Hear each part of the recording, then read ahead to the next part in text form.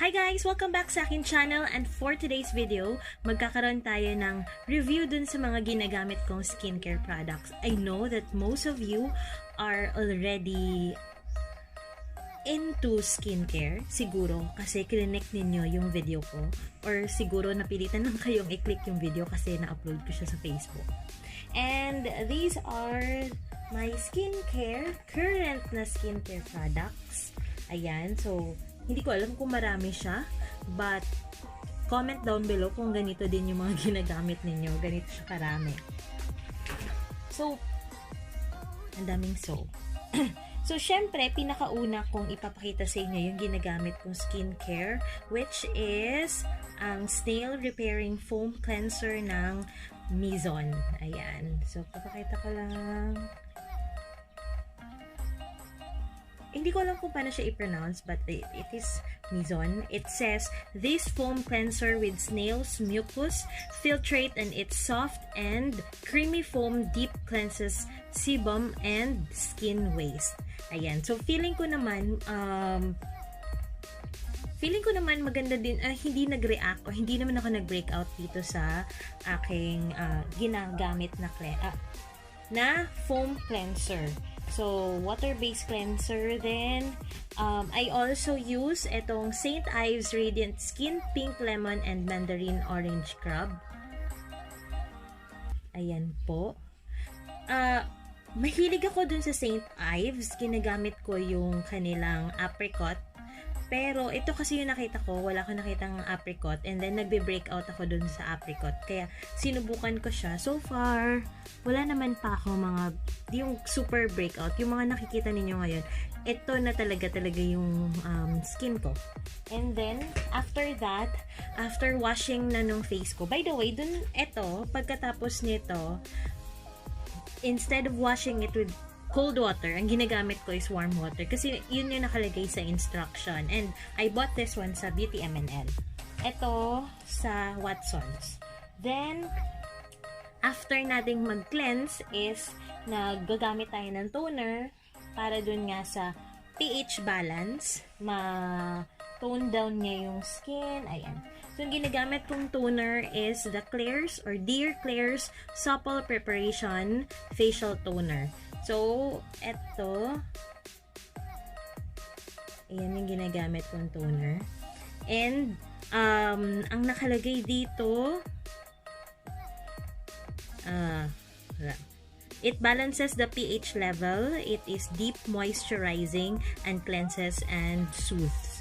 So, after ko mag-cleanse, after ko din ayan, maghilamos and everything, gumagamit ako nitong toner. So, hindi ko siya dinadrop dun sa pad. Instead, dinadrop ko lang siya dito sa palm ko, and then, ayan, lagay-lagay lang. Mga 3 to 4 drops yung ginagamit ko nito. After nating mag-toner, ang ginagawa ko is naglalagay ako nung aking serum. So, this serum is the Vitamin C plus E serum. Ayan, ito yung ginagamit ko. I bought this from a friend kasi super hype niya. Ang dami-dami niyang reaction sa Facebook. And sinabi lang dito, as in, yung sa direction niya, apply 2 to 3 drops morning and evening after cleansing and toning skin.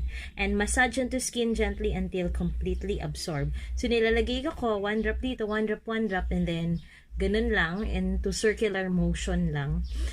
And nilalagay ko siya sa ref kasi sabi nila maganda daw siya pag nilalagay sa ref kasi nga naman nag-a-absorb talaga siya sa skin ko. Pero hindi ko na-feel yung mga na-feel ng iba, yung mga reviews nila na ayun, automatic na nadidelete niya yung mga pores or nako-close niya yung mga pores, and at the same time nakaka-brighten siya kasi hindi ko makita talaga yung difference. After kong maglagay ng serum, during morning, after nilalagay yung serum, I moisturize my face using this Celetec na Hydration Facial Moisturizer. Yan, this one. I love this because it is water-based, and it says that it is non-comedogenic and hypoallergenic and fragrance-free, which is so true. Wala talaga siyang amoy. And ganito yung kanyang During the day, I put that one, and then after, pagka medyo na-absorb na siya ng skin ko, I use a sunblock, and I use this sunblock. I'll just put ko ano yung itsura ng bottle niya. But I bought this one kasi parang sample size lang siya. But it's around 100 something or 200 something. Sample size lang siya. Ayan yung itsura niya, guys. But it's nice kasi pag nilalagay mo siya sa skin mo, you don't feel anything na meron ka nilagay. So, I'll just put something. Lagay natin. Ito kasi yung ginagamit ni Anakay. And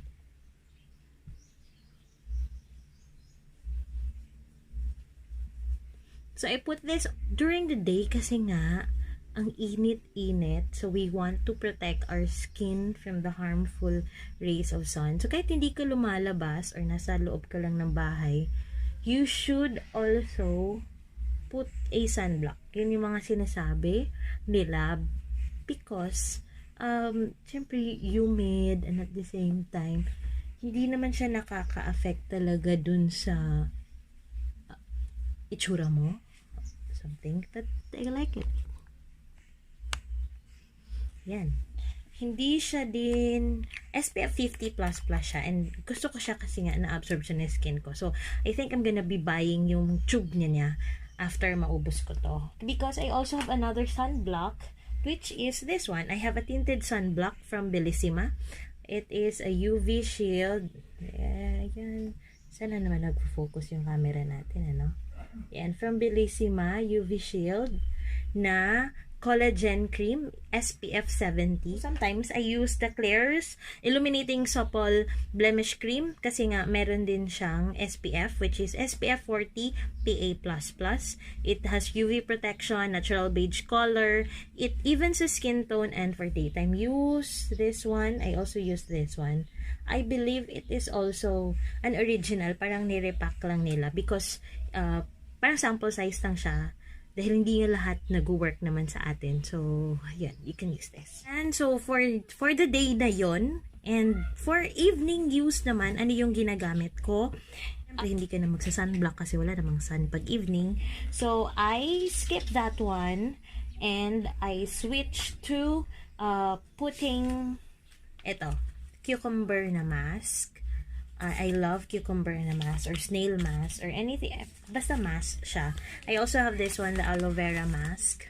Ayan. So, kahit ano lang, nagmamask ako. Hindi naman every night, but I use mask to hydrate the skin. And, yun yung nire-recommend ko talaga sa inyo guys. If you want to hydrate your skin para hindi kayo, para ma-apply ninyo din ng mas maganda yung makeup, I would recommend to use a mask. And, sometimes I skip the mask and instead I use a soothing gel. Ayan, ito yung ginagamit kong soothing gel from Lux Organics. I bought this from Watson's and I love this one. It is paraben-free, alcohol-free, no artificial color. And it's, cheaper than dun sa ibang mga Aloe products. Kasi nga ito yung promise niya. It instantly moisturizes the skin.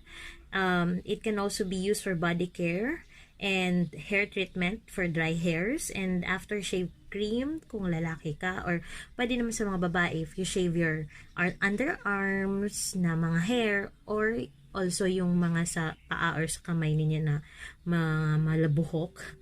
It soothes sunburns. As in, maganda siya. May cooling effect din siya, guys.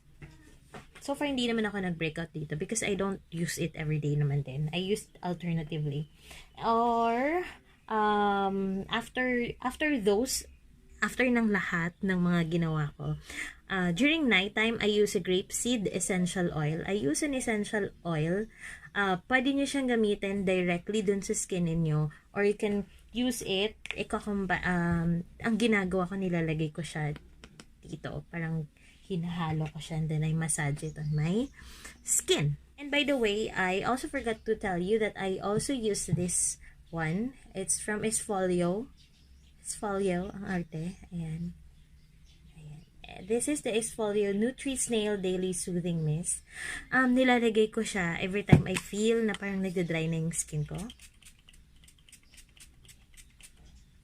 So you can use it after mong maglagay ng mga creams, or you can use it any time of the day, after mo mag-makeup, before mag-makeup.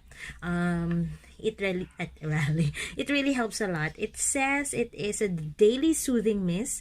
This naturally daily essence is formulated with a fresh snail secretion filtrate so that it gives your skin vitality. And how about you? What do you use? Comment down below. And you don't need naman everything talaga, or sometimes talaga may mga nag-work dun sa ibang tao na pwedeng mag-work sa inyo. So, on my case, meron ding nag-work sa inyo na hindi din nag-work sa akin, because there are a lot of skincare products that does well dun sa ibang mga tao, tapos sa akin naman hindi, kasi nagbe-breakout ako. Like, I had this Mary Kay, I bought a Mary Kay skincare product. It's like 1,000 something kasi it gives you daw something ganito, ganun. And then, afterwards, ayun, nag-breakout na ako. Like, dito, wala na siya talagang magpalagyan. Pero, ayan, ngayon, occasional na lang. Kasi, nagamit kasi ako ng Cathedral na parang cleanser. Tapos, biglang nag-breakout ako dito. So, ito pa yung aftermath niya. Hindi pa siya natatanggal. But, so far, I love my skin. So, ganun lang naman. You have to love your skin and be positive about the things that you bought. Do not regret anything about it, because binili mo yun, pinaghirapan mo yun. Okay, so that's it, and so much for that. I'll see you in my next vlog.